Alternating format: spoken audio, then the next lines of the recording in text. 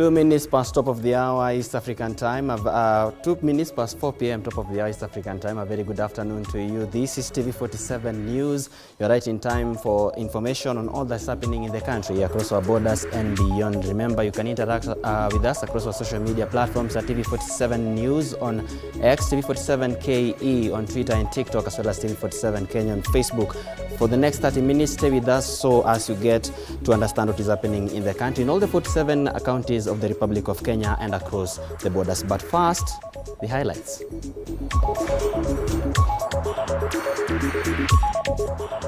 President Ruto defends his move to nominate members of the opposition to the cabinet, insisting that it is for the greater good of the country.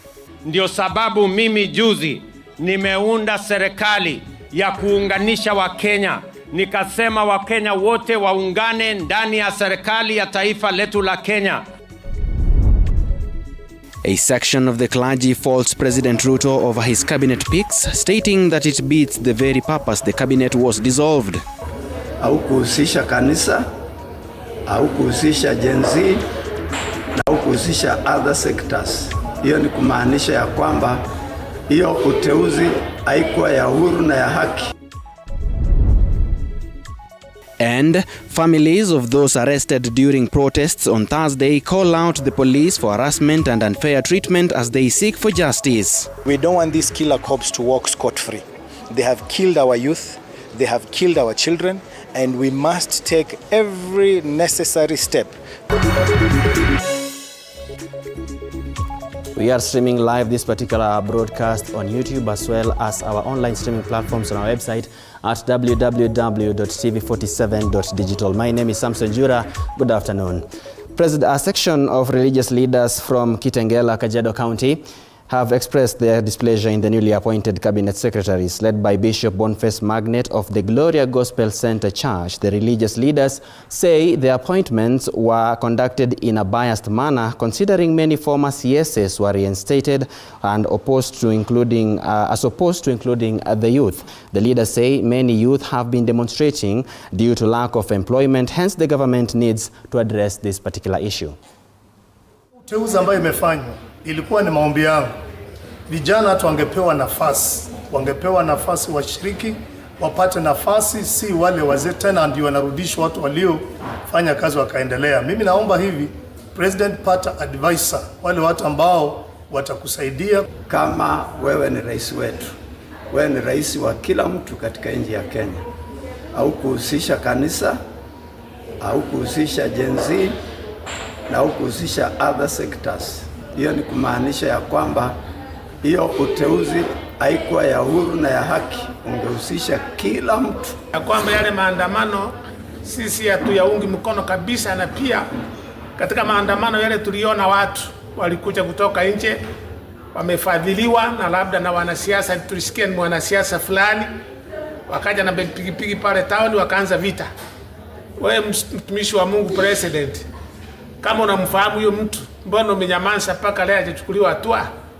Anaenda kupigana vijana wadogo hawana silaha, watu wanatuma na pikipiki. Moving on, the built environment professionals today held protest against the 2024 amendments bill to National Building Code, terming it as discriminatory against the several key professionals in the sector as it fails to recognize them.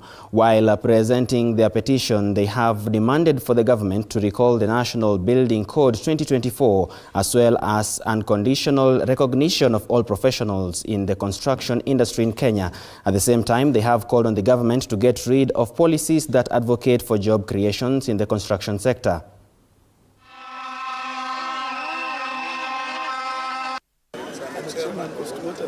Okay, Chairman, habari.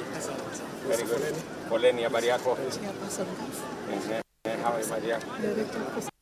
Then they should at the same time regulate the professionals so they can be included in the building code. So that was, we submitted our professions, our submissions, but those were not considered. And that's why we are concerned as the professionals that this is unfair to us. We have said that we have over 10,000 practicing professionals, architects, we have construction managers, landscape architects, interior designers, we have environmentalists that are practicing, and we have over 3,000 students that are currently in session. They are worried, where are they really pursuing the right course? And we're telling them, yes, they are pursuing the right course, and we are here to fight for them. The net effect is that we are having job losses. You can imagine if the code comes into effect in February 2025, then we are going to render these 10,000 professionals jobless. And these 3,000 students that are currently in session, they also is like redundant, hopeless. So that is the net effect of having this national building code come into effect if it is not amended. Away from that, President William Ruto has assured former Gender and Culture Cabinet Secretary Aisha Juma a job after she was left out of his cabinet. The president, who spoke in Kilifi County on day one of his development tour of the coastal region, assured the Kilifi residents and the former CS that she will not be left out in the cold. This former CS thanked the president for nominating fellow politicians and former governors Ali Hassan Joho of Mombasa and Salim Vuria to the cabinet.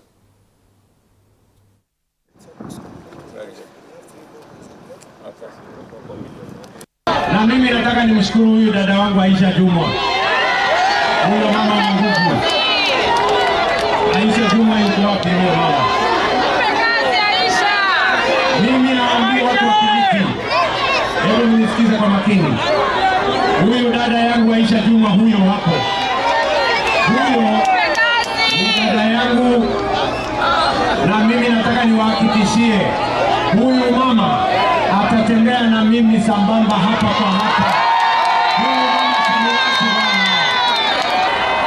Mimi watu wangu wa Watamu, Kilifi na Kenya, nataka nichukue nafasi hii leo nimshukuru Mheshimiwa Rais wetu wa Jamhuri ya Kenya, Mheshimiwa William Samoei Ruto, kwa kunipa nafasi mimi nikawa waziri katika serikali yake. Nimefurahi sana, ilikuwa heshima kubwa na bado ni heshima kubwa. Na mimi nataka niwaambie hivi, mimi Aisha Juma nilimwamini Mheshimiwa Ruto na muamini Mheshimiwa Ruto kwa sababu kile anachokiona akiwa ameketi, mimi siwezi kukiona kama nimesimama. Moving on swiftly, the United States government has expressed concerns over the violation of human rights and freedom of expression following the excessive use of force by the Kenyan police against protesters that during the protests that have been happening in close to 1 month now. In a telephone conversation with President William Ruto on Thursday, U.S. Secretary of State Antony Blinken urged the government to respect freedom of expression and the critical role the civil societies play in democracies. The United States Secretary of State Antony Blinken has appealed to President William Ruto to respect the role played by Kenyan youth in the country's development.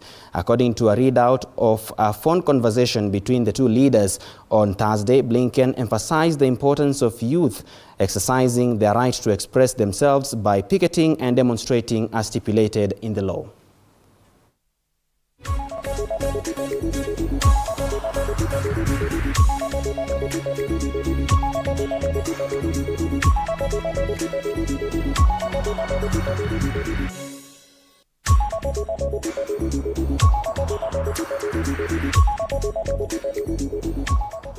And the government of Kenya has entered into an agreement with the Kingdom of Saudi Arabia as part of the strengthening relations, which will also see the creation of employment opportunities in Saudi Arabia.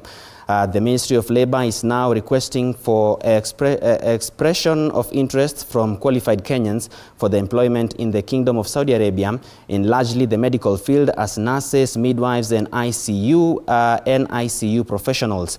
Principal Secretary for Labor and Social and Skill Development, Shadrach Mwadime, has emphasized the importance of learning foreign languages to enhance job opportunities for Kenyan students seeking employment abroad. Speaking at the Kenya Methodist University, KEMU, PS Mwadime highlighted the significance of bilateral labor agreements between Kenya and other countries. Look at the statistics that obtain. In accordance with the Kenya National Bureau of Statistics, every year we produce about 1 million graduates. Now, what I mean is from primary school to secondary school, to tertiary institutions. 1 million graduates are produced every year. And out of 1 million, only 200,000 can be absorbed by our economy. And here, I mean both the public and the private sector. So where do 800,000 end up going if they cannot be absorbed by the formal, sector, private and public?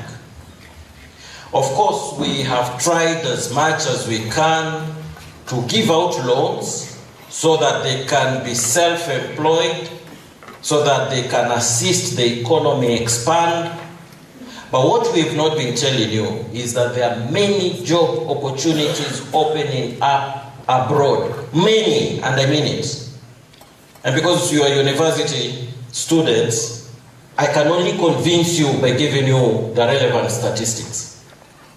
You all know that in Europe, and in some countries also in the Middle East and the Americas, they have an aging population. They have more old people than young people. And yet their economies are thriving. They are doing extremely well.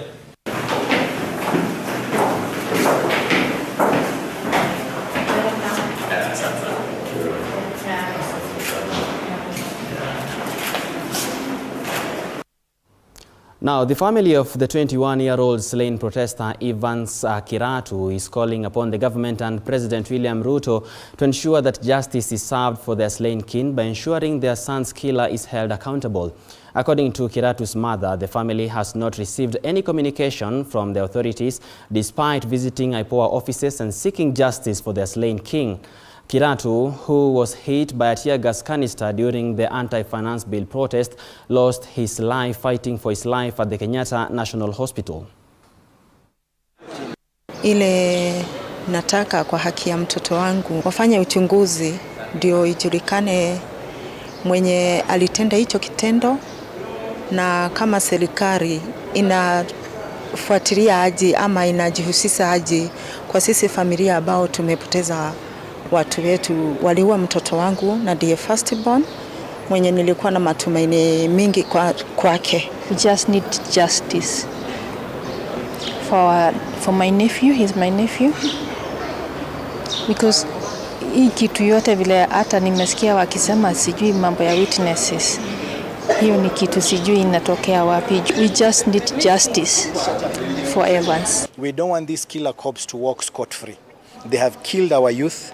They have killed our children, and we must take every necessary step to ensure they are convicted in a court of law. Deputy President Rigathi Gachagua has said the broad-based cabinet is a win for all Kenyans. While dismissing talks of losers in the just-named cabinet, Gachagua maintains that the country's peace and tranquility was a key priority. Gachagua spoke at the funeral of Susan Wanjohi in Nyandarua, Laikipia County. Wanjohi is the mother of Secretary to the Cabinet, Mercy Wanjau. Analysts and newspaper people and commentators commenting about gains and losses. Which region got what, which one lost, which one didn't, who is strong, who is not. I think the whole thing is a win for the people of Kenya. And for us as a region, we are very happy that Mercy adds our numbers.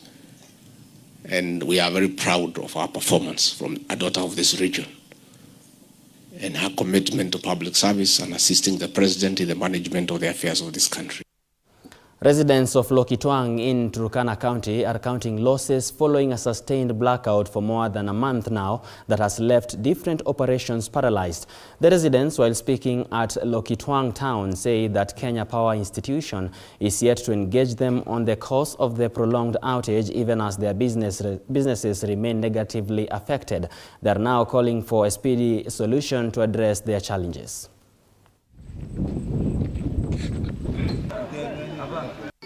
Ile kitu ya kwanza ile ametuchoma kwa moyo ni stima.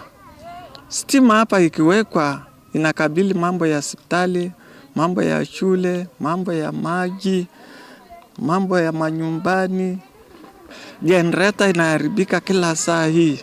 Kama sasa hospitali hakuna stima, hiyo nini hata nini mahali watu wanakufa mali nini naitwaje, hiyo watu na inaosa hapo, inaosa, hakuna nini stima. Mimi nafanya usafi hapa kwenye kinyozi.